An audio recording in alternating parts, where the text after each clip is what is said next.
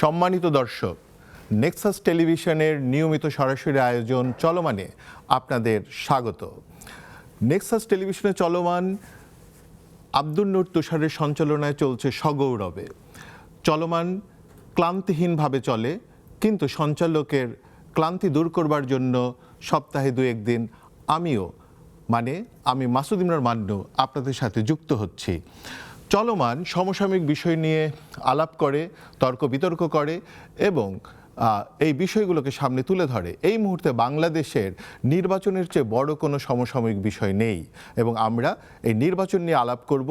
এবং আজকে আমরা যেই বিষয়কে সবচেয়ে বেশি জোর দিয়ে বুঝতে চাই তা হলো এই নির্বাচন কি উৎসবের আনন্দে আছে নাকি শঙ্কার কারণে পিছিয়েও পড়ছে, দুটো কিভাবে চলমান আছে সেটা আমরা বুঝব। আমাদের সাথে দুজন সম্মানিত আলোচক আছেন। প্রথমে আমি পরিচয় করিয়ে দেই অধ্যাপক ডাক্তার মওদুদ আলমগীর পাভেল, যিনি বিএনপির মিডিয়া সেলের আহ্বায়ক, কিন্তু তার চেয়েও আরও একটা বড় পরিচয় হচ্ছে উনি একজন সার্জন এবং চিকিৎসক। আর উনি আমেরিকার কলেজ এবং ব্রিটিশ রয়্যাল কলেজের ফেলো, এছাড়া উনি আরও অনেকগুলো রয়্যাল কলেজের ফেলো। উনি সার্জন হিসেবে সারা পৃথিবীতেই পরিচিত একজন মানুষ। আর দ্বিতীয়ত হচ্ছেন আপনাদের খুবই পরিচিত মুখ অ্যাডভোকেট আবু হেনা রাজ্জাকি, যিনি বাগ্মী এবং রাজনীতি বিশ্লেষক। আমরা তাদের কাছে আসব আমাদের এই আনন্দ এবং শঙ্কা নিয়ে, কিন্তু তার আগে আমি সবাইকে জানাতে চাই যে আমাদের এই চলমান আপনি দেখতে পাবেন ফেসবুক পেজে আপনি আমাদেরকে খুঁজে পাবেন নেক্সাস টিভি ডিজিটাল বিডিতে, আর ইউটিউবে আপনি আমাদেরকে খুঁজে পাবেন নেক্সাস টেলিভিশন লাইভে। এই দু জায়গায় আপনি লগ ইন করলেই এখনই আমাদের সাথে যুক্ত হয়ে যেতে পারবেন। আমরা যদি বলি যে 10, 11, 12 এই সংসদ নির্বাচনগুলোর সময় আমরা আসলে ভোট দিতে পেরেছিলাম নাকি ভূতে ভোট দিয়েছিল? আমরা কি ভোট রাতেই হয়ে গিয়েছিল, দিনে কি আমরা কোনো ভোট দেইনি এবং দিতে পারিনি, দেইও নেই, দিতে পারিও নি? কিন্তু এই সব কারণে এবারে 13তম জাতীয় নির্বাচন একটা উৎসবের জন্য, আমাদের সবার জন্য একটা উৎসব। এবং আপনি যদি এই মুহূর্তে বিভিন্ন স্টেশনে চলে যান, আপনি দেখবেন মানুষ গাড়ি ভর্তি করে করে যার যার নিজ নিজ নির্বাচনী এলাকায় চলে যাচ্ছে, কারণ এইবার মানুষ অন্তপক্ষে এই আনন্দে আছে যে তার ভোটটা সে নিজে দিবে, কোনো ভূতে তার ভোট নিশ্চয়ই দিবে না। আর দ্বিতীয়ত হচ্ছে যে এই ভোট দেওয়ার সময় সে কি কোনো শঙ্কায় নিমজ্জিত হবে? কারণ বাংলাদেশের যে কয়টি বড় বড় সংসদ নির্বাচন হয়েছে যেগুলোকে আমরা সফল বলি, তার আগে পরে সহিংসতার ইতিহাসও অনেক লম্বা। এবারও আসলে কি আমরা সেই সহিংসতার সম্মুখীন হব? তাহলে সংখ্যাগুলো কোথায়? যেমন বিভিন্ন দল, আমি প্রথমে আলোচকদের কাছে ফেরত যাওয়ার আগে আমি বলে নিচ্ছি যে দলগুলো পাল্টাপাল্টি কতগুলো অভিযোগ তুলেছে। এক হচ্ছে প্রশাসনের দলীয়করণের ক্ষেত্রে তারা পাল্টাপাল্টি অভিযোগ করেছে। তারপরে নির্বাচনে সংশ্লিষ্ট ব্যক্তিদের নিরপেক্ষতা নিয়ে তারা পাল্টাপাল্টি প্রশ্ন করেছে। বিতর্কিত পর্যবেক্ষকদের বিষয়গুলো নিউজ পেপারে বড় আকারে চলে এসছে। এবং আরেকটি হচ্ছে সহিংসতার পরিকল্পনা। সহিংসতা ঘটেছে নির্বাচন শুরু হওয়ার আগেই, হাদির মতো নতুন উদীয়মান রাজনৈতিক ব্যক্তিত্ব খুন হয়ে যাওয়ার মতো ঘটনা ঘটেছে, এর সাথে আরও অনেকগুলো খুনের ঘটনা ঘটেছে। আর অনলাইনে আমরা দেখেছি যে বাক্যবাণের সহিংসতা, এবং সেইখানে সবচেয়ে বড় টার্গেট হয়েছে নারী, এবং দ্বিতীয় জায়গায় এসেছে মুক্তিযুদ্ধের বিষয়টি। তো আমরা এই সকল বিষয়কে আমরা আজকের অনুষ্ঠানে ভালোভাবে অ্যাড্রেস করতে চাই। এই জন্য আমি প্রথমেই চলে যেতে চাই আমাদের সম্মানিত আলোচক অধ্যাপক ডক্টর মওদুদ আলমগীর পাভেলের কাছে। জানতে চাই এবারের নির্বাচনে কতটা আপনি আনন্দে আছেন আর শঙ্কা কোথায় কোথায় করছেন? ধন্যবাদ। আমার মনে হয় খুবই গুরুত্বপূর্ণ একটা বিষয়কে আপনি সামনে এনেছেন, যে যার প্রাসঙ্গিকতা দুটো উল্লেখযোগ্য ব্যাপার ছিল যে আমরা 17 বছর ভোট বঞ্চিত ছিলাম, সেজন্য একটা উৎসবের আমেজ মোটামুটি এরকম আবহ তৈরি করে দিয়েছে। এবং যারা রাজধানীর মানুষ তারা গ্রামে যাচ্ছেন, যেমন ঈদে যেমন বাড়ি যান তেমনি ভোট দেওয়ার জন্য যাচ্ছেন। এটা একটা বাংলাদেশের ইতিহাসে বা রাজনীতির ইতিহাসে বা নির্বাচনের ইতিহাসে নতুন একটা মাত্রা। তবে আমি মনে করি কি যে শঙ্কা কিংবা আনন্দের চাইতে গুরুত্বপূর্ণ হচ্ছে যে এটা হচ্ছে একটা দায়িত্ববোধ দেখাবার নির্বাচন। আমরা যদি সেইভাবে ব্যাপারটাকে দেখি তাহলে সবচেয়ে ভালো হবে। কারণ এই নির্বাচনটা যেমন রাজনৈতিক দলের জন্য দায়িত্ববোধ দেখাবার জায়গা আছে যে তারা বাংলাদেশকে আগামী দিনে তারা কোন জায়গায় নিতে চান। সরকারের একটা দায়িত্ব আছে যে তারা যেমন করে বলেছেন যে তারা একটা নিরাপদ নির্বাচন দিতে চান উপহার, সেটার দায়িত্বটা তারা সঠিকভাবে পালন করেন কিনা। তেমনি প্রশাসন বা আমরা আইন শৃঙ্খলা যারা দেখবেন তারাও কিন্তু বারবার বলেছেন যে তারা কঠোর অবস্থানে আছেন, তারা কোনো ছাড় দিতে চান না এবং তারা দায়িত্বটি সঠিকভাবে পালন করবেন, এই প্রতিশ্রুতি তারা দিয়েছেন। প্রার্থীদের কাছ থেকেও আমাদের সেই প্রত্যাশা থাকবে যে তারাও দায়িত্ববোধের সর্বোচ্চ জায়গায় থাকবেন, সমর্থকরা সেটা করবেন। সবচেয়ে বড় গুরুত্বপূর্ণ হচ্ছে ভোটাররা তার দায়িত্ববোধটা দেখাবেন, অর্থাৎ ভোটাররা যদি তাদের সঠিক প্রার্থী বা তার মনোনীত ব্যক্তিকে যদি নির্বাচিত করতে ব্যর্থ হন, তাহলে কিন্তু এই পুরো আয়োজনটা কিন্তু অর্থহীন হয়ে যাবে। কারণ আপনি যে কথাটা বলছিলেন যে সোশ্যাল মিডিয়ার আক্রমণের ধারাটি কিন্তু শ্লীলতার মাত্রাটিকে ছাড়িয়েছে অনেক আগে। সেখানে নারীরা লক্ষ্যবস্তু হয়েছেন এবং যারা মুক্ত কথা বলেন, যারা মুক্তিযুদ্ধের পক্ষের কথা বলেন না সেইভাবে যদি আমরা নাও বলি, যারা মুক্ত চিন্তা করেন তারাও কিন্তু লক্ষ্যবস্তু হতে বাদ যাননি। তো সুতরাং এই জায়গাতে দায়িত্ববোধ দেখাবার ব্যাপারটি সবচেয়ে গুরুত্বপূর্ণ। সবাই মিলে যদি এই দায়িত্ববোধের জায়গায় ঠিক থাকা যায় তাহলে কিন্তু এটা উৎসবে পরিণত হবে। আর দায়িত্বের ক্ষেত্রে যদি কারো একটা গাফিলতি হয় তাহলে সেটি কিন্তু সংখ্যার জায়গায় চলে কিন্তু যাবে। যেমন ধরেন যে মানে প্রশাসনের দলীয়করণ নিয়ে আপনার দলেরও অনেকগুলো অভিযোগ আছে, বা যেমন ধরেন যে আমরা যদি দেখি গত কয়েকদিনে অস্ত্রসহ গ্রেপ্তার হওয়ার ঘটনাও কিন্তু আছে। তো এইগুলোতে আসলে শঙ্কিত হওয়ার জায়গা আছে কিনা? হ্যাঁ, নিশ্চয়ই। তবে আমার মনে হয় কি যে দিন শেষে সব কিছু মিলে একটা জায়গা কিন্তু দেখা দরকার। আমরা যদি এই জায়গাতে যদি বলি যে এগুলো গ্রেপ্তার হচ্ছে বা ধরা পড়ছে অস্ত্রসহ, এটি একটা আশঙ্কার জায়গা অবশ্যই। কারণ একটা বিস্তৃত 300 আসনের নির্বাচনের জায়গাতে বাংলাদেশের ইতিহাসে যে সহিংসতা প্রাক নির্বাচনের খুবই কাছাকাছি সময় যতটা ব্যাপক হারে হতো, সেটা হয়তো বাকযুদ্ধে সেটা হয়তো আছে, কিন্তু শারীরিক যুদ্ধের ক্ষেত্রে হয়তো সেটিকে অত বেশি উপস্থিত আমরা দেখছি না। সবকিছু মিলে অন্তত আমি মনে করি, আমি যেহেতু একটা দলের মিডিয়ার দায়িত্বে আছি, সেখান থেকে আমাদের দলের অবস্থানটা হচ্ছে কি যে আমরা চাই যে নির্বাচনটা হোক। কারণ যে কোনো একটা ছুতো না তাই নির্বাচনটাকে প্রশ্নবিদ্ধ করার চেষ্টাটা জনগণের জন্য বা দেশের জন্য একটা বিপজ্জনক জিনিস হবে। সুতরাং আমাদের এই জায়গায় অবস্থানটা খুব পরিষ্কার। ঠিক আছে, এক্ষেত্রে আমরা আসলে অ্যাডভোকেট রাজ্জাকের কাছে আসতে চাই। আপনার কাছে এটা কতটা উৎসব মুখর হচ্ছে, কারণ আপনার পর্যবেক্ষণ অনেক দিনের। ধন্যবাদ আপনাকে এবং আমার অত্যন্ত বন্ধুবর ডাক্তার পাভেল ভাই এবং আপনার নেক্সাস টিভির দর্শক শ্রোতা সবাইকে আমার শুভেচ্ছা। দেখেন, আমরা এবারের পরিকল্পনা আপনি যেভাবে উপস্থাপন করলেন তাতে মনে হয় যে আমরা দিনের ভোট দিনে দিব, শঙ্কামুক্ত ভোট দিব, আবার গণভোটে হাকে জয়যুক্ত করে দেশের পরিবর্তন আনব। আর গণভোটে আমি হা চাইতেই পারি এবং বাংলাদেশের প্রতিটা লোকের হা চাওয়া উচিত যদি পরিবর্তন চায়। না, এক্ষেত্রে আপনাকে একটু থামায় বলি যে হা যে জয়যুক্ত হবে আর পরিবর্তন যে জয়যুক্ত হবে, যেমন এই অনুষ্ঠানে আমি আনু মোহাম্মদকে জিজ্ঞেস করেছিলাম যে মানে গণভোটের বিষয়ে, তো উনি বলছেন যে একটা অপশন থাকতে পারতো বুঝি না, হ্যাঁ না এবং বুঝি না। এটা এই যে হ্যাঁ না বুঝি না যদি বলেন, উনি কি বোঝেন না? এটা মিন করেছেন না দেশবাসী বোঝে না, না সাধারণরা বোঝে না? উনি বলতে চাচ্ছেন যে এখানে এত জটিল যে এটা বোঝা খুবই। আমি আবার আপনাকে প্রশ্ন করছি, আনু সাহেব কি বোঝেন না এটা মিন করছেন, না দেশের সাধারণ লোক বোঝে? সাধারণ মানুষ, সম্ভবত দেশের সাধারণ। যদি তাই হয়, আমি আপনার মাধ্যমে আনু সাহেবকে জানাইতে চাই, দেশের মানুষ কি বাঙালি জাতীয়তাবাদ বোঝে? দেশের সাধারণ মানুষ কি বাংলাদেশি জাতীয়তাবাদ বোঝে? দেশের মানুষ কি সংবিধান বোঝে? আমি নিশ্চিত করে বলে দিচ্ছি বোঝে না। আবার যদি আপনি বর্তমান ডিজিটাল যুগে তাকান, সবাই সব বোঝে। আপনি না বুঝলে রিক্সা চালক প্রাণ দেয় না যে হাসিনাকে সরাতে হবে, এটা যে বোঝে সে অনেক কিছুই বোঝে। তাহলে আপনার একটা বক্তব্য আছে যে যিনি সংসদ নির্বাচন করছেন উনি প্রতিশ্রুতি দিচ্ছেন এলাকার উন্নয়ন হবে। হ্যাঁ, সেটাই বলছি। এখন তাহলে কি যিনি সংসদ নির্বাচন করছেন উনি কি বোঝেন না যে সংসদ নির্বাচন করে উনি সংসদে গিয়ে কি করবেন? হ্যাঁ, এটা যদি আপনি শুনে থাকেন, পাশাপাশি এটাও শুনবেন যে উপজেলা কি বলে স্থানীয় নির্বাচন আগে চায় না কেন? স্থানীয় নির্বাচন যদি আগে হয় তাহলে কি হয়, ইউনিয়ন চেয়ারম্যান এবং উপজেলা চেয়ারম্যান হয়ে গেল আগে, তারপরে যিনি এমপি হবেন তার পছন্দ মতো উপজেলা চেয়ারম্যান হচ্ছেন না। যেটা সেটা আগে হয়ে গেছে। আর যদি আগে এমপি নির্বাচন হয়ে যায়, পরে তার পছন্দের বাইরে কোনো উপজেলা চেয়ারম্যান হয় না, ইউনিয়ন চেয়ারম্যানও হয় না বাংলাদেশের তাহলে রাজনীতিতে। আপনার বক্তব্য অনুযায়ী- তাহলে তখন কি হয়, ওই এমপি সাহেব এবং ওই উপজেলা চেয়ারম্যান, ওই ইউনিয়ন চেয়ারম্যান তিনে মিলে একটা মবের রাজত্ব হয়। এবং মবের রাজত্ব কইরা 53 বছর অভ্যস্ত বলে সংসদ সদস্যরা ভাবেন যে আমি মবের সম্রাট হব, আমার দরকার আর্ন করা, ওই আইন প্রণয়ন করা আমার দরকার নাই। যদি আইন প্রণয়ন করার কথা ভাবতো রাজনীতিবিদ, অর্থাৎ রাজনীতির দলের টপ যারা, তাহলে ডক্টর কামাল হোসেনের দল থেকে বহিষ্কার করে তারে জীবনভর পরাজিত করতো না, আর মমতাজকে পার্লামেন্টে নিত না।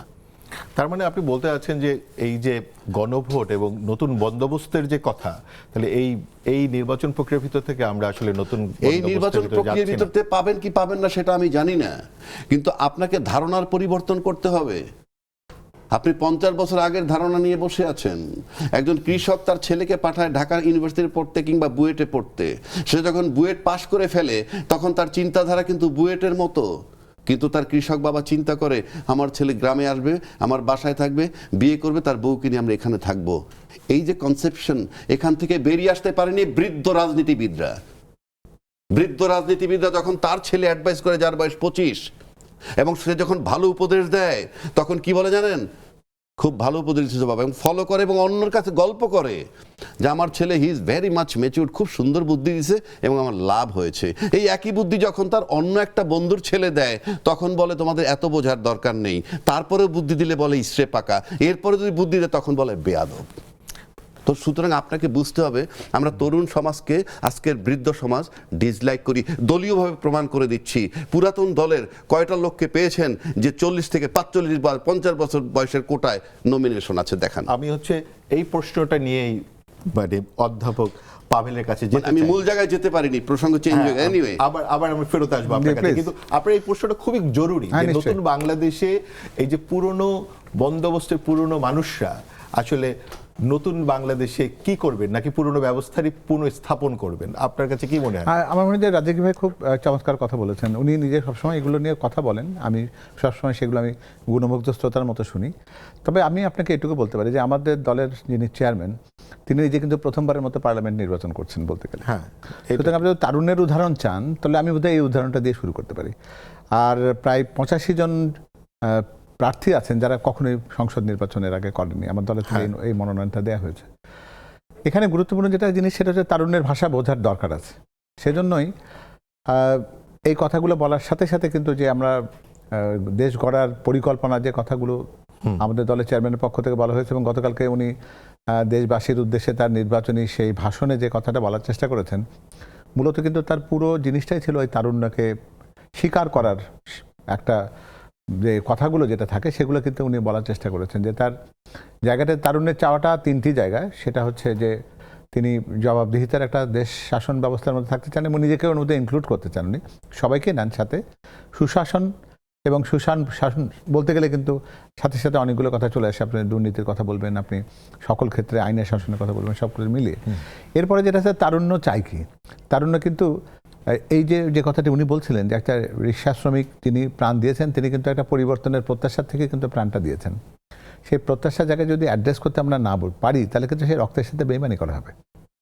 আর সেটা যদি আমরা করতে না চাই তাহলে কিন্তু এই তারুণ্যকে কিন্তু আপনাকে অগ্রাধিকার দিতেই হবে। তার কথা শুনতে হবে, যে নারীকে অবরুদ্ধ করবার চেষ্টা হচ্ছে তার পাশে দাঁড়াতে হবে, বলতে হবে যে না, নারী পুরুষের ভিত্তিতে তোমাকে বিবেচনা করছি না, বাংলাদেশের নাগরিক হিসেবে তোমার যে অধিকার আছে তুমি সেটাই পাচ্ছ, তোমাকে কিন্তু আলাদা করে কেউ নারী বলে প্রোটেকশন দিচ্ছে, এই ধারণার বাইরে যেতে হবে।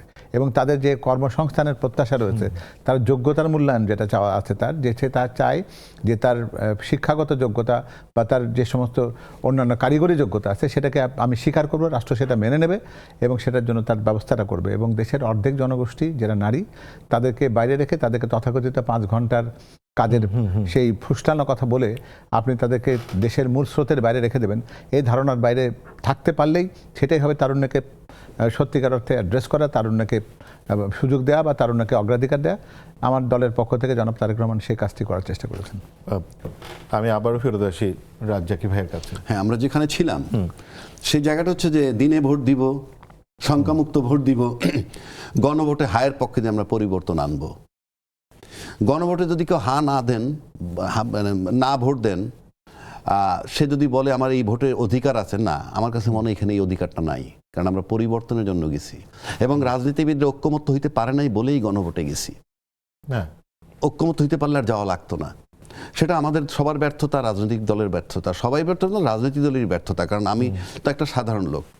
এইবার আসেন, ভোট দিতে ছাড়ছে ঢাকা, রাজধানী হচ্ছে ফাঁকা, সেটা কি জন্য? শুধু কি ভোট দেওয়ার জন্য নাকি অন্য কিছু? কারণ আমরা ইতিমধ্যে বার্তা পেয়েছি তাহাজ্জুদের নামাজের পর ফজর নামাজ গিয়ে সেন্টারে পড়বেন, কেউ বলছে ফজর নামাজ পরে সেন্টারে যাবেন, পাহারা দিতে হবে। আমার এতদিন পরে এই মানসিকতা কেন? আমার যখন এই মানসিকতা আসবে, তার মানে there is a doubt। কি doubt? What ever the doubt is, থাকবে কেন?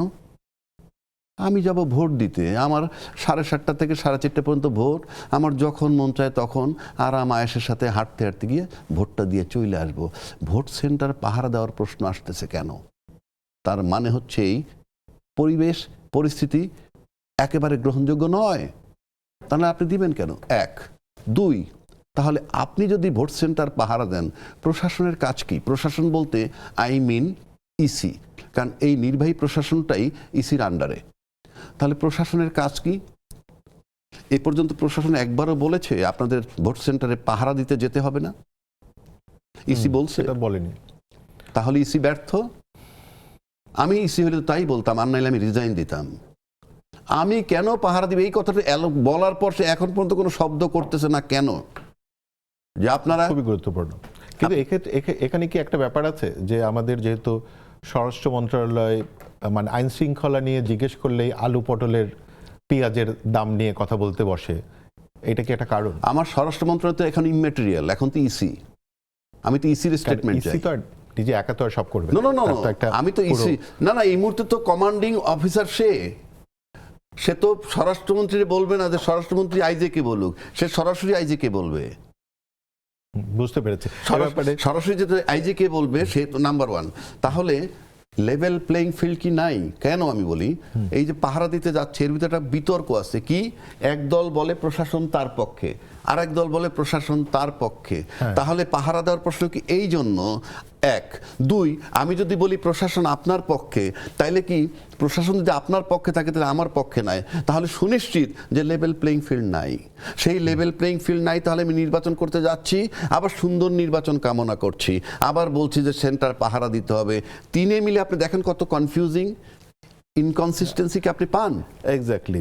সেক্ষেত্রে অধ্যাপক পাভেল, আপনারা কিন্তু অনেক সেই ফজরের আজান থেকেই আপনারা সেন্টারে গিয়ে নামাজ পড়তে চাচ্ছেন, পাহারা দিতে চাচ্ছেন, কেন? এইটা একটা খুবই সঙ্গত একটা প্রশ্ন আর কি, এটা করাই যেতে পারে যে কেন। সেটা কেনর ব্যাপারটা কিন্তু আমরা এর আগেও দেখেছি যে নির্বাচনের ক্ষেত্রে উনি হয়তো মনে করছেন সাধারণ ভোট যারা দেন তারা সময় মতো যাবেন, ভোট দেবেন, চলে আসবেন, এই কথা বলতে হবে। আমরা আমাদের সে অভিজ্ঞতায় দেখেছি, কারণ হয় কি যে অসুখ সংক্রামক, স্বাস্থ্য কিন্তু সংক্রামক না। হ্যাঁ, তো সুতরাং আগের ইতিহাসে যেটা আমরা দেখেছি যে এরকম ভোট লাইনটা দখল করার চেষ্টা থাকে, লাইনটাকে স্লোথ করে দেওয়ার চেষ্টা থাকে। একজন ভোট দিতে অনেকক্ষণ সময় নিচ্ছেন, আবার ফিরে এসে আবার সেই লাইনে দাঁড়াচ্ছেন, লাইনটাকে লম্বা করে দিচ্ছেন, পেছনে যারা অপেক্ষা করছে তাদের অপেক্ষার সময়টা অনেক বেড়ে যাচ্ছে।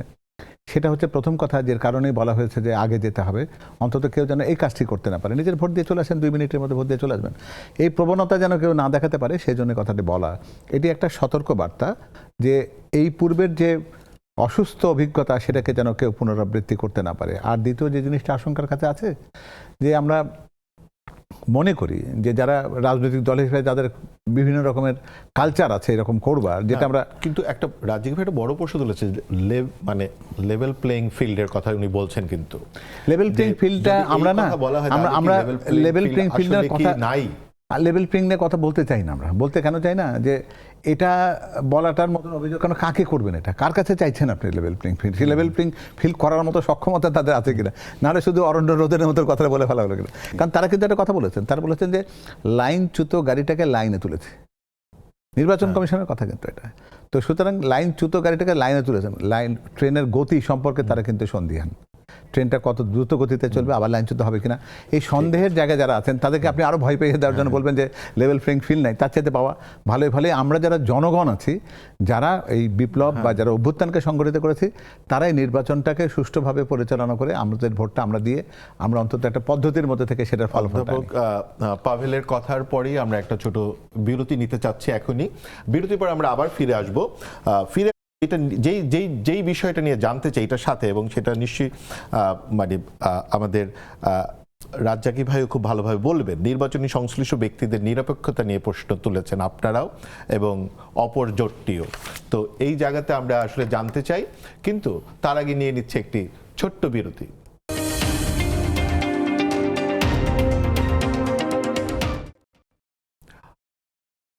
দর্শক, আমরা চলমান নিয়ে আবারও ফেরত আসলাম বিরতির পরে। আমরা যে প্রশ্নটা রেখে গিয়েছিলাম, কারণ এই প্রশ্নটা খুবই বিস্তৃত পরিসরে উত্থাপন করা হয়েছে নির্বাচন সংশ্লিষ্ট ব্যক্তিদের নিরপেক্ষতা নিয়ে, এবং পাল্টাপাল্টি দুটি জোটই এই একই ধরনের অভিযোগ উত্থাপন করেছে। এর পাশাপাশি আরেকটা বিষয় ছিল যেটা অবশ্য নির্বাচন কমিশন সমাধান করেছে, সেটা হচ্ছে ফোনের ব্যবহার কি করে হবে, আর আমাদের নিরাপত্তা বাহিনী ভিতরে প্রবেশ করতে পারবেন কিনা বুথের ভিতরে। এই দুটো মানে সমাধান করা হয়েছে, কিন্তু আমি এই তিনটা বিষয়ের উপরে আলোকপাত প্রথম চাইব আমাদের অ্যাডভোকেট আবু হেনা রাজ্জাকির কাছে। এটা তো আপনি মানে ইনফ্যাক্ট বুথের নিরাপত্তা নিয়ে কথাটা বলবেন। বুথের ভিতরে প্রশাসনের লোক যেতে পারবে না, যাবে না, যাওয়ার প্রয়োজনও নাই। সাবজেক্ট টু কন্ডিশন, আমরা যদি মনে করি যে ভোটে বিশ্বাসী এবং ভোটের ফলাফল আনন্দ চিত্তে মেনে নিব। 3, যদি মনে করি যে এটা হওয়া উচিত না আয়ের উৎস, অর্থাৎ মেম্বার অফ পার্লামেন্ট হওয়ার পর যদি আপনি ভাবেন আপনি will involve yourself with the development work and will earn a lot, তা না হলে কেউ এমপি হতে যাবে না। কারণ আপনার পেশা থেকে যদি আপনাকে ডাকা হয় যে তুমি আসো পার্লামেন্টের মেম্বার হও, তুমি জাহাঙ্গীরনগর বিশ্ববিদ্যালয়ের একজন প্রফেসর, তোমার অনেক কিছু দেবার আছে, আপনি বলবেন আমি যাব, আমি 1 লাখ টাকা বেতন পাবো, কিন্তু এখানে তো আমার টিউশনি আছে, এটা আছে, সেটা আছে, অনেক চিন্তা করে ভাবলেন দেশের জন্য কিছু লোকসান দিয়ে যাই, আপনি গেলেন, 5 বছর থাকলেন, কিছু করে আসলেন, কিংবা ফেল করলেন, আবার পেশায় আসলেন। আপনি দেখেন তো আমাদের এখানে রাজনীতিবিদরা যতক্ষণ পার্লামেন্টে থাকে তখনও রাজনীতিবিদ, যখন পার্লামেন্টে থাকেন না তখনও রাজনীতিবিদ, যখন কোনো সামরিক শাসন চলে তখনও তিনি রাজনীতিবিদ, শেখ হাসিনা যে 16 বছর নির্যাতন করলো তাদেরকে, তারপরেও তিনি রাজনীতিবিদ। এটা কি পেশা? পাশেই কিন্তু একজন রাজনীতিবিদ না না, এটা কি পেশা? আমি তো তাকে ইনক্লুড করবো না, আই নো হিম। আমি রাজনীতিবিদ কোনো পেশা নাই পৃথিবীর কোথাও, আপনি আমার চেয়ে ভালো জানেন। আমেরিকায় যান, লন্ডন যান, প্রফেশন রাজনীতিবিদ কোথাও নেই, কোথাও নেই। আমার দেশে গর্ব করে বলে আমি রাজনীতিবিদ। তাকে প্রশ্ন করেন রাজনীতিবিদের সংজ্ঞা কি, যদি দেখাইতে পারে যে রাষ্ট্রের কোনো সংজ্ঞা আছে রাজনীতিবিদের, আমি চ্যালেঞ্জ করলাম। নাম্বার 1। নাম্বার 2 হচ্ছে যে রাজনীতিবিদ কে, ক্ষমতায় যাওয়াই যদি রাজনীতিবিদ হয় তাহলে pay salute to Yunus once again. 85 বছর বয়স শেষে ক্ষমতায় বসেছে, এটা আমি তার সাফাই গাচ্ছি না, আমি রাজনীতিবিদের সংজ্ঞা মোতাবেক বলছি। আপনি যদি জানেন যে পার্লামেন্টের মেম্বারের কাজ কি, 53 বছর যাবৎ বাংলাদেশের এমপিরা জনগণের সাথে প্রতারণা করতেছে এবং সংবিধান ভায়োলেট করে আসতেছে, কারণ তার কাজ শুধু রাষ্ট্রপতি নির্বাচন করা, প্রধানমন্ত্রী নির্বাচন করা, স্পিকার নির্বাচন করা, সাব কমিটি সুপারভাইজিং করা, বিভিন্ন বিষয় তার কাজ, আইন প্রণয়ন করা, বাজেট প্রণয়ন করা, ইত্যাদি ইত্যাদি।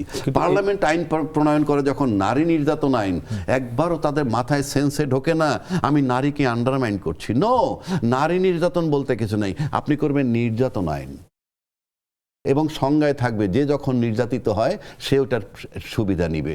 এইটুক সেন্স যাদের নাই, আপনি বলেন যে দেশের লোক ঋণ খেলাপি এবং দ্বৈত নাগরিককে আপনি যখন নমিনেশনের জন্য দেন, আপনার intention is very bad. Number 1, যদি বেকায়দায় পড়েন আপনি পালিয়ে যাবেন, কারণ আপনার দ্বৈত নাগরিকত্ব আছে। নাম্বার 2, আপনি যখন ঋণ খেলাপিকে নিয়ে যাচ্ছেন পার্লামেন্টে যাওয়ার পর উনি যখন পার্লামেন্টে স্পিচ দিবেন এমনভাবে কথা বলবেন যে দেশের যে সমস্ত শিল্পগুলো রুগ্ন হয়েছে সেগুলা ঋণ মৌকুফ করো, তার তালিকায় তার শিল্পগুলা ঢুকবে। এটা জেনে শুনে একটা রাষ্ট্র যখন, আপনি কিসের সুষ্ঠু নির্বাচন আর কিসের কি? এটা তো 15 অ্যামেন্ডমেন্টে আছেই। কি আছে 15 অ্যামেন্ডমেন্টে আপনার 66 ঘয়ে তো এটা বলা আছে যে আপনি দ্বৈত নাগরিকের ক্ষেত্রে বিধান বলা হয়েছে। সেটাই তো আমি বলছি। তাইলে আমি নমিনেশনে কেন পেলাম? কেন আমি প্রথম কথা আমি আবেদন করলাম কিভাবে? আমি তো জানি আমি কলামটা পুরো করতে পারছি না। এই জন্য তো ধরেন যে এখন সংবিধানের এই সমস্যাগুলো আছে বলেই তো আমরা একটা নতুন ধরনের, তো সেজন্য কি আমাদের মধ্য থেকে আমরা তো একটা নতুন ধরনের 180 দিনের সরকার পাবো না। না, সেজন্য কি আমরা এদেরকে নিতে হবে? পার্লামেন্ট আমার এদেরকে নিয়ে তারপর ঠিক করতে হবে? আসলে এটা একটা বড় প্রশ্ন। Why?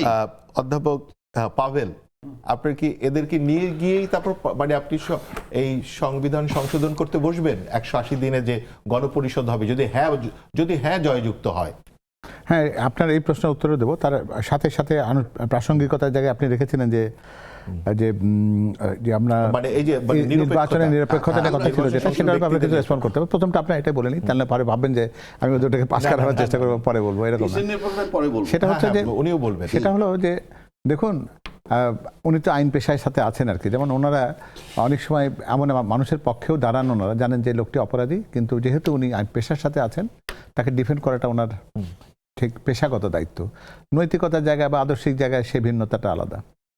দেখুন সেক্ষেত্রে যেমন ধরেন যে যখন একটা বিধান আছে যে দ্বৈত নাগরিক যারা আছেন তাদেরকে নমিনেশন দেওয়া যাবে না বা তারা পাওয়ার যোগ্য হবেন না, নমিনেশন দেওয়া যাবে না এটা বিষয় না, যোগ্যই না সেজন্য মনোনয়ন দেওয়ার প্রশ্ন তো ওঠে না। সেক্ষেত্রে যারা যারা তার নাগরিকত্ব ত্যাগ করেছেন সেটা বলতে হবে কিন্তু একটা বড় স্যাক্রিফাইস। তারা একটা সুন্দর দেশে ছিলেন, নিরাপদ জায়গায় ছিলেন, তারা বাংলাদেশকে সার্ভ করতে চান বলে সেই নাগরিকত্বটা ত্যাগ করে দিয়েছেন। সেটা নিয়ে যদি কারো প্রশ্ন থাকে যে সঠিকভাবে ত্যাগ করা হয়নি বা হয়নি, সে ব্যাপারে যদি স্বাক্ষর প্রমাণ থাকে বা কখনো প্রমাণ করা যায় যে উনি বাংলাদেশের নাগরিকত্বের বাইরেও আর একটা নাগরিকত্ব ধারণ করেন, আইন মোতাবেক তার ব্যাপারে ব্যবস্থা হবে, আমাদের কোনো কিছু না বলবার নেই। দ্বিতীয় আসুন ঋণ খেলাপির ক্ষেত্রে। ঋণ খেলাপির ক্ষেত্রে বাংলাদেশ ব্যাংক মনে করেন কি যে কাউকে খেলাপি ঘোষণা করার ক্ষেত্রে ঋণটা আদায় করা ভালো। এই টাকা তো জনগণের, অন্তত তাকে খেলাপি ঘোষণা করে দিলাম, একটা পয়সা রিকভার করতে পারলাম না, সেজন্য তারা বেশ কিছু নমনীয়তার দিকে যান। তারা কি বলেন, লোনের রিশিডিউল করেন। এই রিশিডিউল করার মধ্যে তাকে বলেন ঠিক আছে তোমার এত টাকা বাকি আছে, এই টাকার মধ্যে এত টাকা দিয়ে দাও, বাকি টাকা তুমি এতদিনের কিস্তিতে তুমি শোধ করতে পারবে। আইন যখন এরকম সুযোগ তৈরি করে দেয় কোনো ক্ষেত্রে, সেই সুযোগ নেওয়ার ক্ষেত্রে আপনি এটাকে অনৈতিক বলতে পারবেন না, কারণ এটা আপনি তো নিয়মের মধ্যে আছেন, নীতির মধ্যেই আছেন, কারণ আইন তো নীতির কথাই বলে। সেই সুযোগটা নেয় আর কি। সেটা রাজনীতিক দলের ক্ষেত্রে তাই সেটা নির্বাচন করতেও পারছেন না। হ্যাঁ, সেটা সেক্ষেত্রে তো আমরা তো বলি না যে সেক্ষেত্রে দল তো তার জন্য ক্ষতিগ্রস্ত হয়েছে। উনি নির্বাচন করলে হয়তো সেরকম আসনটা আমাদের জন্য আসতো। সুতরাং আমরা তো এই জায়গায় কোনো চিৎকারও করতে চাই না, কারণ আইনের ভাষায় যখন সেখানে তাকে বলা হয়েছে যে তিনি এটার জন্য যোগ্য নন, ফাইন, কোনো সমস্যা নেই। কিন্তু এই যে সংশ্লিষ্ট ব্যক্তিদের যে নিরপেক্ষতা নিয়েও, হ্যাঁ, এই নিরপেক্ষতা নিয়ে কথাটা একটু বলি।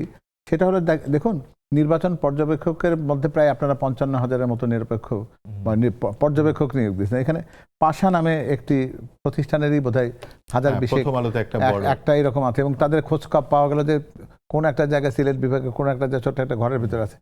এটার কি কোনো, এই নির্বাচন কমিশনের কি এইটুকু খোঁজ নেওয়ার ক্ষমতা নাই যে সত্যিকার অর্থে দিয়ে এদের নির্বাচন পর্যবেক্ষণের অতীত অভিজ্ঞতা আছে কিনা, কাদেরকে দিয়ে করবে, কি কারণে করে, কোন জায়গায় করবে এরা? এই আপনি 300 আসনের জন্য যদি আপনি প্রায় 20,000 লোককে যদি আপনার একটা প্রতিষ্ঠান থেকে যদি দেন, তাহলে তাদেরকে কতজন লোককে এক একটা নির্বাচন এলাকার জন্য তাদেরকে দিতে হয়। অর্থাৎ এই ব্যাপারটি যে একটা ছেলে খেলা হয়েছে এটা তো বলা বাহুল্য। তারপরে নির্বাচন পরিচালনার দায়িত্বে যা সহকারী প্রিজাইডিং অফিসার বা পোলিং অফিসার, এটা নিয়োগের ক্ষেত্রে দেখা গেছে যে একটি বিশেষ রাজনৈতিক দলের সাথে যারা সংশ্লিষ্ট বলে একেবারে প্রত্যক্ষ প্রমাণ আছে, যে ইসলামী ব্যাংকের কথা বলি, ইবনে সিনার প্রতিষ্ঠানের কথা বলি, তাদের ব্যাপারে তাদের তালিকা তারা দিয়েছে। তাহলে এই প্রবণতার মধ্যে তো সেটা ছিল। কিন্তু তারপরেও আমরা বলি যে যত যাই থাকুক, আমি কিন্তু মনে করি যে জনসমর্থন যখন আমার পক্ষে, তখন আমি এমন কোনো ঝুঁকিতে যেতে চাই না যে নির্বাচনটা কোনো কারণে অনিশ্চিত হয়। আমরা চাই যে নির্বাচনটি হোক, কারণ আমরা জানি যে এই নির্বাচনটি হলে আমার বিজয়ী হওয়ার সম্ভাবনা রয়েছে। সুতরাং আমি সেই জায়গাতে এই ঝুঁকির মধ্যে আমি যেতে চাই না। সেটা আপনাদের আচরণ একদমই পরিষ্কার। হ্যাঁ, আপনি এখন অ্যাডভোকেট রাজ্জাকের কাছে আসতে চাই এই যে নির্বাচন সংশ্লিষ্ট ব্যক্তিদের নিরপেক্ষতা প্রশ্নে। তার আগে একটু বলেনি, উনি বলছেন নির্বাচনটা হোক, আমি চাই, আমরা চাই, আমিও চাই নির্বাচনটা হোক, আমরা সবাই চাই। আমরা সবাই চাই। নির্বাচন হবে না কেন, নির্বাচন চাবো না কেন? কিন্তু আপনি নির্বাচন কি একটা মাত্র প্রক্রিয়া? তার আগে তো আপনি পরিশুদ্ধভাবে হতে হবে, নির্বাচনটা সঠিকভাবে হচ্ছে কিনা। এই যে প্রশ্ন আসছে ইসির নিরপেক্ষতা নিয়ে, এগুলো তো থাকতে পারবে না। যেমন ভাই একটা কথা বলছেন, সুন্দর দেশ থেকে আসেন, এই যে ডুয়েল পাসপোর্ট বলেন, যাই বলেন, সুন্দর দেশ থেকে আসেন, নির্বাচন করবেন। সুন্দর দেশ থেকে একটা অসুন্দর দেশে আসছেন, এখানে এমপি হয়ে টাকা কামিয়ে আবার সুন্দর দেশে পাঠাবেন যেখানে তার সন্তান নাতিপুতি আছে। বাংলাদেশের 95% রাজনীতিবিদ যারা সুপ্রতিষ্ঠিত, তাদের সন্তান এবং নাতি বাইরে থাকে এবং পরিবেশ সুযোগ সুবিধা মোতাবেক আসে দেশে ফিরে। এবার যেমন কিছু এসেছে, 16 বছর আসতে পারেনি, এরকম কিছু আসছে। তার মানে সুন্দর দেশ থেকে আপনি অসুন্দর দেশ, কিন্তু নিজের দেশটা আপনি সুন্দর বানানোর চিন্তা করেননি। যে পরিমাণ টাকা দেশ থেকে বেরিয়ে গেছে সেগুলো থাকলেও দেশ সুন্দর হইতো। আপনি কি করে বুঝলেন যে তারা করেনি? কারণ এখন তো অনেকগুলো লোক বিদেশ থেকে এলেন, তারা একটা সময় তো দেশে থাকতে পারেননি। না, যারা পারেননি সেটা তো ভিন্ন কথা। পারেননি তারা ভিন্ন কথা। অনেক লোক আছে যারা আছে এক্সাইলে থাকতে হয়েছে। নো, সেটা তো ভিন্ন কথা। কিন্তু এক্সাইলে যারা গেছে, আপনি কি বলে খতিয়ান বের করেন না যে তাদের পুত্র নাতিগণ কবে থেকে ওখানে সেটেলড আর উনি কবে গেছেন, সেটা তো আরেক প্রশ্ন। ভেরিফাই করেন। এইবার আসেন নিরপেক্ষতার প্রশ্নে। ইসির নিরপেক্ষতার প্রশ্ন এই জন্য আনলাম, প্রথমেই যখন সেন্টার পাহারা দেওয়ার প্রশ্ন আসলো, তার মানে ইসির উপর আমার ভরসা নেই, ইসির প্রশাসনের উপরে ভরসা নেই। ইসির প্রশাসন এখনো বলেনি ডোন্ট ওয়ারি, আসবেন এবং ভোট দিয়ে চলে যাবেন। সেকেন্ড আসেন, 300 মব হইলে কিন্তু 300 সিটের নির্বাচন বাতিল হয়ে যাবে আরপি অনুযায়ী। অর্থাৎ একটা আসনের যতগুলা সেন্টার, একটা সেন্টারে যদি কোনো মব হয় তাহলে ওই আসনের নির্বাচনটা স্থগিত হয়ে যাবে। তাহলে টোটাল বাংলাদেশের নির্বাচন স্থগিত করতে হইলে জাস্ট 300 মব দরকার। মানে 300টা আসনে 300 মব দরকার, এবং 300 মব কিন্তু এনাফ, এবং করাটা খুব কঠিন কাজ না। প্রশাসনের সহযোগিতায় বলেন, প্রশাসনের বিরোধিতায় বলেন, কেননা আমরা 8 মাস আগে, এখন মানে অভ্যুত্থানের 8 মাস পরে আমাদের আব্দুল মোমেন সাহেব এই দেশ থেকে বেরিয়ে গেছেন, এটা বোধহয় আপনি জানেন। এবং সে তার পরচুলা নাই, কিছু দাঁড়িয়ে আছে, সুন্দর দেখতে, ভালো লাগতেছে, এবং অকপটে সে সত্য কথাগুলা বলছে। তিনি বলছেন আমার 6 বার সিম বদল করেছি, তিনি বলছেন আমি 5 বার বাসা বদল করেছি, আমি প্রশাসনের সহযোগিতায় বেরিয়ে আসছি। তার মানে 6 বার যে সিম বদল করছে সেই নাম্বার ওনার কাছে ছিল না, আমার কাছে ছিল না, আপনার কাছে ছিল না, ইনুস সাহেবের কাছেও ছিল না, প্রশাসনের কাছে ছিল। বাসা বদলের ঠিকানা প্রশাসনের কাছে ছিল। তাই সেই প্রশাসন তো ফেসিজমের পক্ষে যখন তখনও কাজ করতেছে, এখনো যে করে না আমি কিভাবে বুঝবো? তাহলে এই নির্বাচন বাতিল করার জন্য সেই প্রশাসন এখনো আছে, সেই ফেসিজমের লোকগুলো বাংলাদেশে আছে, এবং প্রশাসনের যেগুলো পালিয়ে গেছে, জ্যান্ত জেনারেল পালিয়ে গেছেন, ডিআইজি পালিয়ে গেছেন, অনেক পুলিশ অফিসার পালিয়ে গেছেন, রাজনীতিবিদ পালিয়ে গেছেন, শেখ হাসিনা স্বয়ং পালিয়ে আছেন, তাদের সাথে যে যোগাযোগ থাকবে না আমরা কেমনে বুঝবো? 300 মব করা কি খুব কঠিন কিছু? সে বিষয়ে আদৌ কিছু বলছেন না। 1, 2 আসেন 8000 সেন্টার খুব ঝুঁকিপূর্ণ, আইজিপিও বলছেন, এবং 16,000 কম ঝুঁকিপূর্ণ। 16 আর 8 24,000 সেন্টার। 24,000 সেন্টার যখন আপনি ইন অ্যাডভান্স ঝুঁকিপূর্ণ, 8,000 খুব ঝুঁকিপূর্ণ। আমি তো মাত্র 300 সেন্টারের কথা বললাম। 300 সেন্টারে মব হইলে নির্বাচন বাতিল। আর 8,000 যে এখন পর্যন্ত আপনি তালিকা দিচ্ছেন, আমি জানি না, আপনি গয়রহ গল্প করলে হবে না। যদি তালিকা 8,000 থাকে আমরা ভেরিফাই করব যে এই 8,000 এবং ওই 24,000, অন্তত এই 40,000, 24,000 যদি ইন অ্যাডভান্স আপনি জানছেন, তাহলে এটাকে ঝুঁকিমুক্ত করার নৈতিক দায়িত্ব ইসির। ইসি মিনস প্রশাসন এবং আইজিপির। এবং সেটা যদি আপনার করতে না, আপনাকে আপনি তো জানেন ইন অ্যাডভান্স, আপনি তো বলছেন 8,000 সেন্টার ঝুঁকিপূর্ণ, আপনি তো জানতেছেন, তাই না জানলে অন্য কথা। অধ্যাপক পাভেলরা তো তারপরেও মনে করছেন যে নির্বাচনটা হওয়াটাই জরুরি, কিন্তু নির্বাচনটা হওয়ার পরেও যদি নির্বাচন হয় সেটা কতটা মানে সফলতার দিকে আগাবে? নির্বাচন হওয়া তো ঠিক আছে, কিন্তু আপনি যে এটা ঝুঁকিপূর্ণ বলতেছেন, এতদিন তাহলে কি করছেন? আপনি এখন পিক আওয়ার এখন সব শেষ টাইমে এসে যখন বলতেন ঝুঁকিপূর্ণ, তাহলে কি রেজাল্টটা কি দাঁড়ায়? আজ সেন্টার ঝুঁকিপূর্ণ, তারপরে সেন্টার আমাদেরকে যাইতে হবে যাতে সেন্টারে কারচুপি না হয়, এই সব কিছু মিলে আমি তো একটা কিরকম গন্ধ পাচ্ছি। সবার তো বলা উচিত ছিল আমরা যাব, ভোট দিব, চলে আসব, প্রশাসন বলুক, উনিই বলুক না, হ্যাঁ প্রশাসন স্মুথ, আপনারা যাবেন, ভোট দিয়ে চলে আসবেন, নো টেনশন, এইগুলা এই বার্তা সঠিক নয়, আসতেছে। আমি তো ভাই ক্লিয়ার হইতে হবে একটা জিনিস, শুধুমাত্র নির্বাচন করবেন এই কারণে, এই নির্বাচনের পরে কি হবে, আপনি এই নির্বাচনের পরে কি হবে সেটাও আপনাকে মাথায় রাখতে হবে। অবশ্যই মাথায় রাখতে হবে, কারণ আপনি এটা তখন করে ফেললেই তো অনেকগুলো হবে না। সহিংসতার দিকে যাচ্ছে আমরা এবং বহু কিছু দেখছি যে একটা ঘটনা আপনি ধামাচাপা দিলেই যে একেবারে ফ্রি হয়ে গেল, ঠিক হয়ে গেল, তা কিন্তু নয়। আমরা এখন একটা বিরতি নিব রাজ্জাকি ভাই, আমরা একটা বিরতি নিব, বিরতির পরে আমরা আবার অধ্যাপক পাভেলের কাছে ফেরত আসব, কারণ এই ৮,০০০ যে ঝুঁকিপূর্ণ কেন্দ্র রয়েছে এবং ৩০০ মবই যে বাতিল করে দিতে পারে নির্বাচনকে, এইটা নিয়ে অন্যরা নিজেরা দলীয়ভাবে কি ভাবছেন এবং কিভাবে কি হবে। বিরতি নিচ্ছি।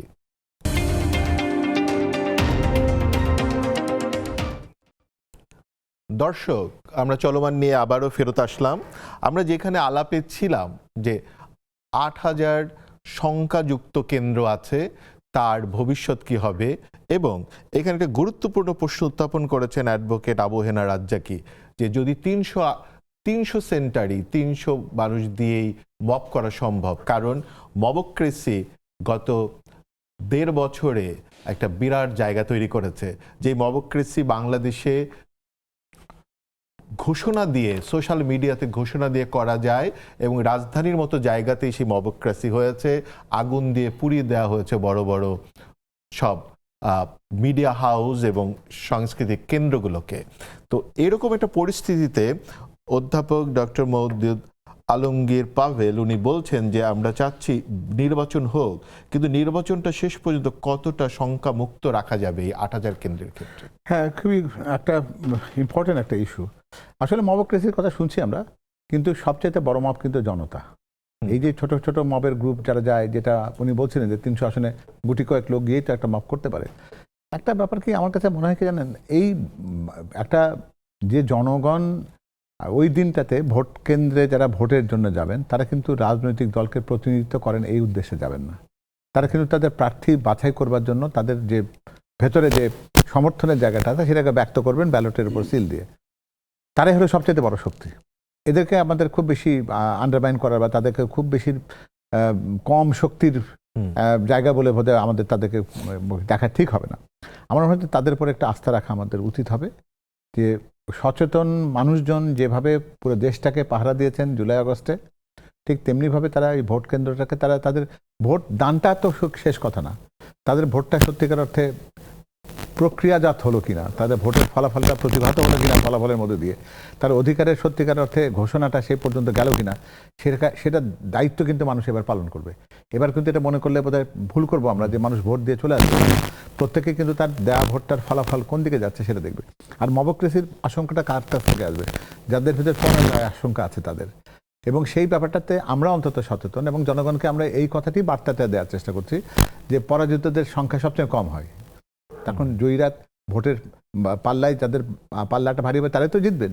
তো আমরা যদি মনে করি যে আমরা সংখ্যাগরিষ্ঠ, আমরা বিশ্বাসও করি তাই, তো তাদের ক্ষেত্রে গুটি কয়েক সংখ্যা লঘিষ্ঠরা এই মবক্রেসির নামে সেই একটা অপকালচারকে প্রতিষ্ঠিত করে নির্বাচনকে বানচাল করার চেষ্টা করবেন, সেটাকে বোধহয় নিয়ে আমরা এত বেশি আতঙ্কিত হবার প্রয়োজন। আপনারা কি ইসির কাছে জোর দাবি নিয়ে গেছেন ৮,০০০ কেন্দ্রের ক্ষেত্রে? হ্যাঁ, আমরা গেছি ঠিকই, কিন্তু তারপরে তো আমরা এটাও জানি যে তারা যে মেকানিজম নিয়ে কাজ করছেন, যে ইনস্ট্রুমেন্ট তাদের হাতে আছে, যে প্রশাসন, যে পুলিশ, এগুলোর ইতিহাস তো আপনারা জানি। এরা তো নতুন কেউ আসেনি, এটা তো গত ১৭ বছর ধরে তো এটাই ছিল। তো এখন এই আলোচনা যদি যাই আমরা, তাহলে সেই পুরনো কাসন দিয়ে আবার ঘাটা হবে।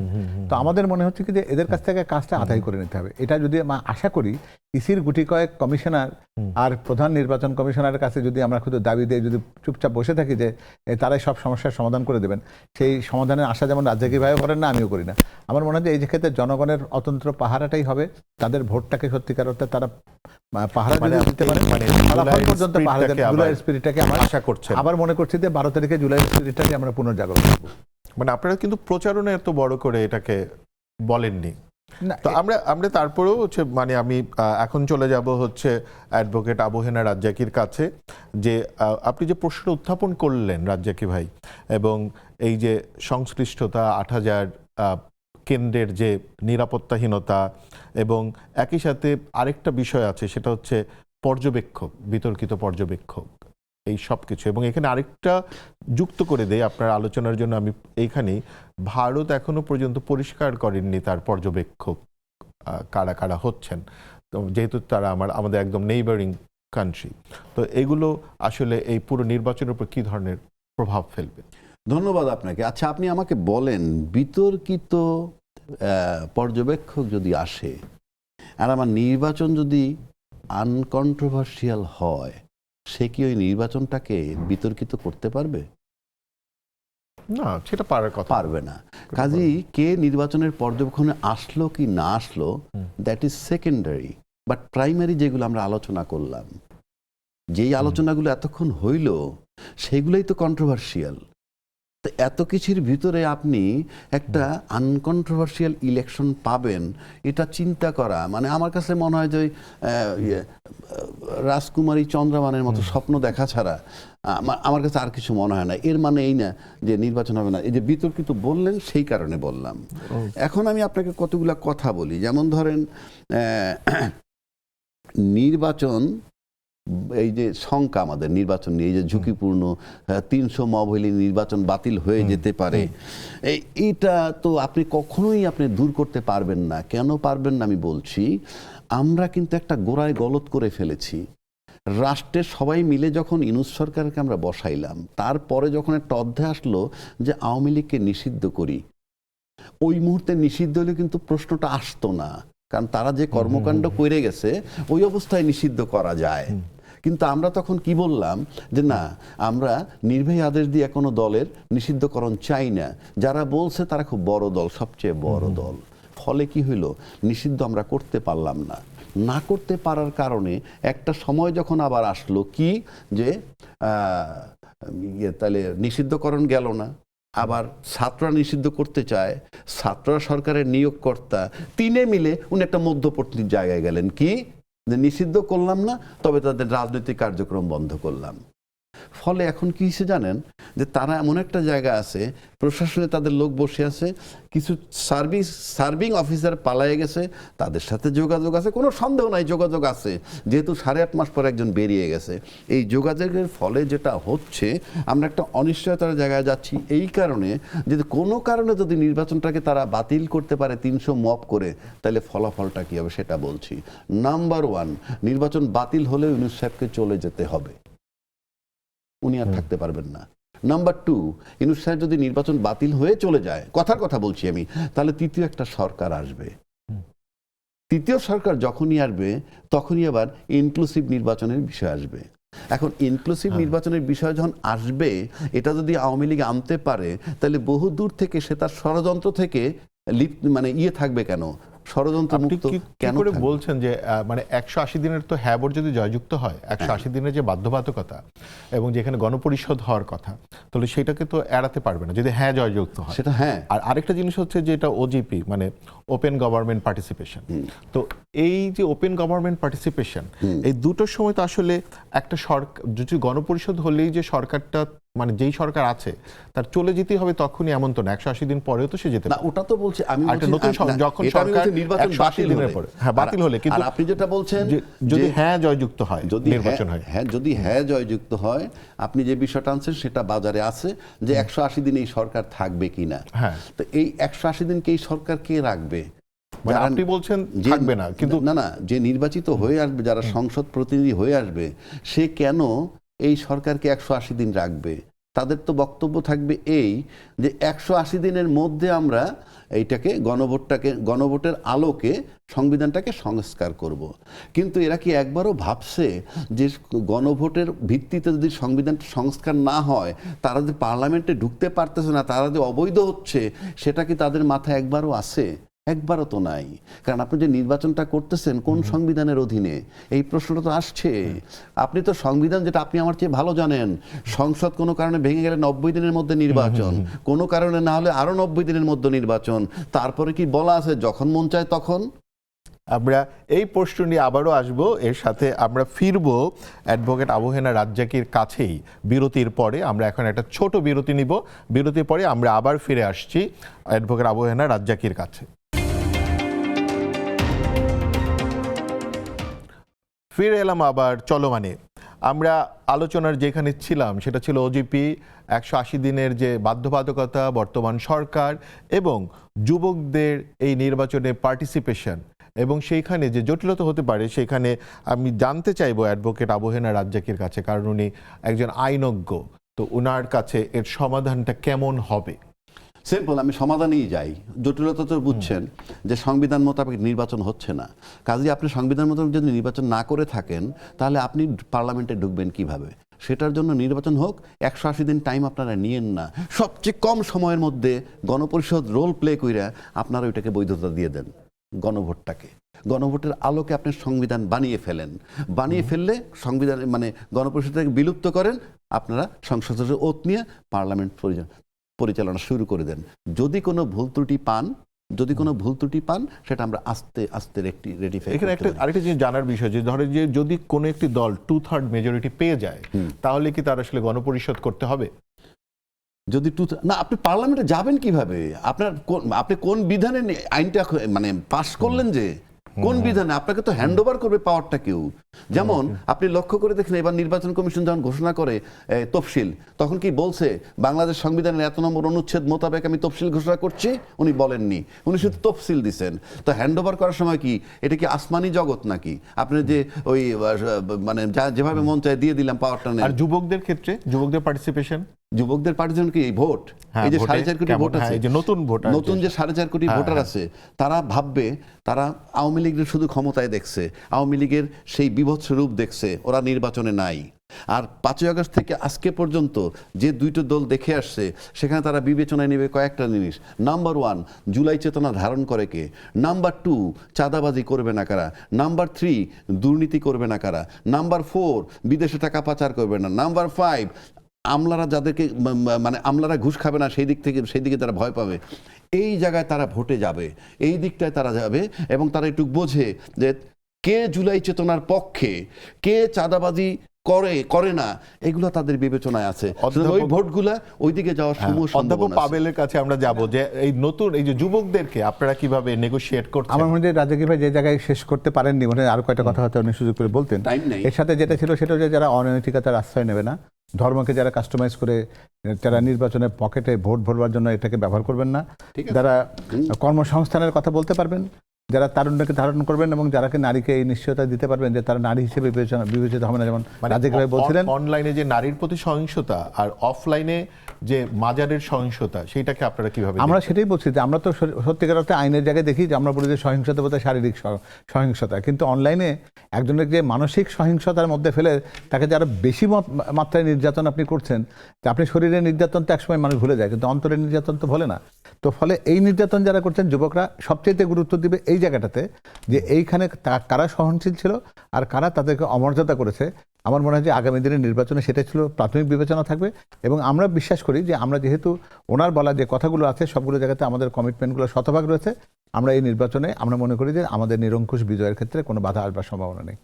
আমি আবারও ফিরে আসব রাজ্জাকি ভাইয়ের কাছে, তার মতামত জানতে, যে অনলাইনের যে সহিংসতা, বিশেষ করে এবার নির্বাচনকে কেন্দ্র করে আপনার নারীর প্রতি যে বিদ্বেষ, সেটা অনেক বড় আকারে আমরা দেখলাম, এবং যেটা 8ই মার্চে নারী দিবস হওয়ার কথা, সেটা আমরা 8ই ফেব্রুয়ারিতে দেখলাম একটা বড় প্রসেশন হলো ঢাকাতে। আরেকটা বিষয় হচ্ছে যে 71 ইস্যুটাও অনলাইনে বিস্তৃতভাবে এসছে, এবং এটা দুই দলই কথা বলছে। একটি দল দেখলাম একটু বেশি করে বলছে তারা নতুন করে ইতিহাস লিখবেন, এবং অন্যান্য এগুলো কি ভোটের উপরে এবং এই উৎসবের উপরে কতটা প্রভাব ফেলবে, এই দুটো ইস্যু? আমার কাছে মনে হয় যে 71 নিয়ে যারা কথা বলে, আপনি যদি একটা 100% বাংলাদেশ বিরোধী লোকের কাছেও বলেন তুমি বাংলাদেশের ইতিহাসটা লেখো, তার পক্ষে সম্ভব না 71কে মাইনাস করে লেখা, তার পক্ষে সম্ভব না বঙ্গবন্ধুকে মাইনাস করে লেখা, তার পক্ষে সম্ভব না জিয়াউর রহমান সাহেবকে মাইনাস করে লেখা। আমরা এটা বলি বুলশিট, একটা বুলি। আমরা স্বাধীনতার পক্ষশ্রুতি বিপক্ষশ্রুতিটা 55 বছর ধরে এটা ব্যবহার করে আসতেছি।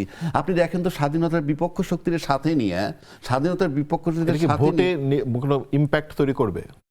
কোনো ইম্প্যাক্ট হবে না। এই কারণে আমি বলছি, আপনি 71 থেকে চলে আসছে আমরা 24-এ। 71-এ আমি ভূখণ্ড পেয়েছি, মুক্তিযুদ্ধ আমার রাষ্ট্রীয় সম্পদ, মুক্তিযোদ্ধা কোনো দলের সম্পদ না। যখন আমরা এখন এই 24-এর আন্দোলন যখন শেখ হাসিনা চলে গেল, ভাবখানা আমাদের এরকম মুক্তিযুদ্ধ চলে গেছে কেন? এটা তো আমার দেশের অ্যাসেট, আমার কাছে রয়েছে। আর এটা হলো এক্সটেনশন। ওই ভূখণ্ড পাওয়ার পর ওটাকে যারা লুইটা খাইছে দীর্ঘদিন টানা 16 বছর যাবৎ নির্মমভাবে আচরণ, তাদেরকে আমরা তাড়িয়ে দিয়েছি, মানে আমরা আরো মুক্ত হয়েছি। এটার মানে এই না 71কে ভুলে যাওয়া, নাম্বার 1। নাম্বার 2, আপনি যে নারীর কথা বললেন, নারী বিদ্বেষী, যাদের বিরুদ্ধে নারী বিদ্বেষীর অভিযোগ, তাদের বিরুদ্ধে এই অভিযোগটা যদি চূড়ান্ত হইতো, তাহলে এই প্রজন্মের যারা বিশ্ববিদ্যালয়ে পড়ে, তারা বিশ্ববিদ্যালয়ে ভোট দিয়ে তাদেরকে পাশ করাইতো না।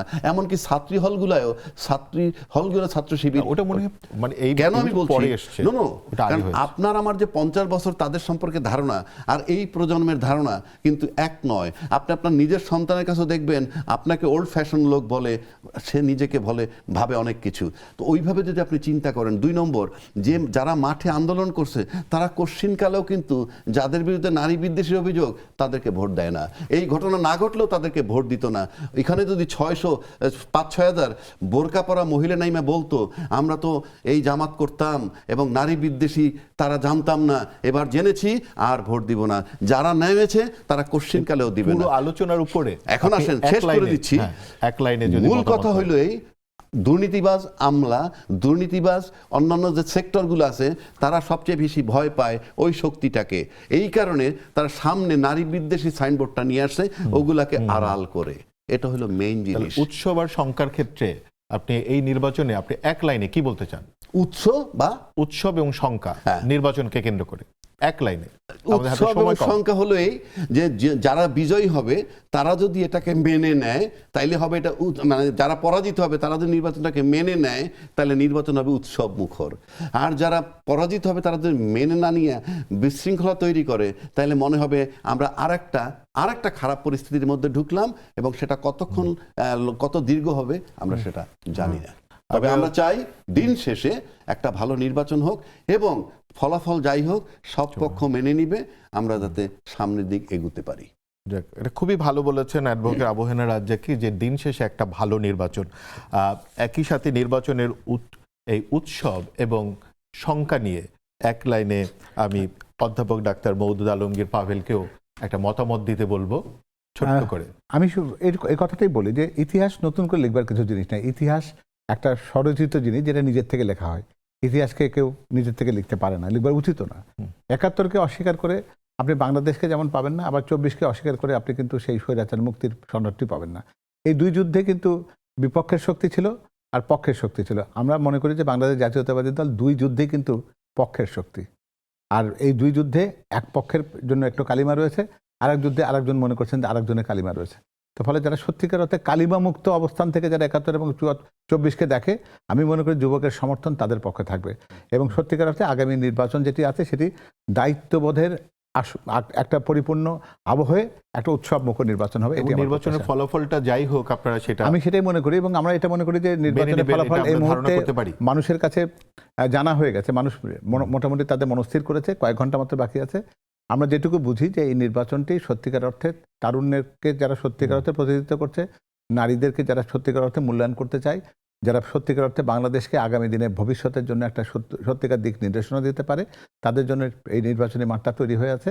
এবং আমরা বিশ্বাস করব যারা পরাজিত হতে যাচ্ছেন তারা যেন নিরাপদ বোধ করতে পারেন, সেরকম আবহ তৈরি করার মধ্যে দিয়ে বাংলাদেশ জাতীয়তাবাদী দল এই নির্বাচনকে উৎসবমুখর করে তুলবে। ধন্যবাদ আমাদের আজকের আলোচক অ্যাডভোকেট আবু-হেনা রাজ্জাকী এবং অধ্যাপক ডাক্তার মওদুদ আলমগীর পাভেল। আমরা যেটা বুঝলাম এবং যেটা হচ্ছে আমাদের সার কথা, ভোটটা উৎসবের হোক, নতুন বাংলাদেশের নতুন ভোট, এবং ভোটের ফলাফল যাই হোক সবাই সেটা মেনে নিয়ে একটা নতুন বাংলাদেশ গড়ার আনন্দে মেতে উঠুক। সবাইকে অনেক অনেক ধন্যবাদ। দেখা হবে আগামী দিন আবারও। ধন্যবাদ সবাইকে। দেখতে থাকুন চলমান।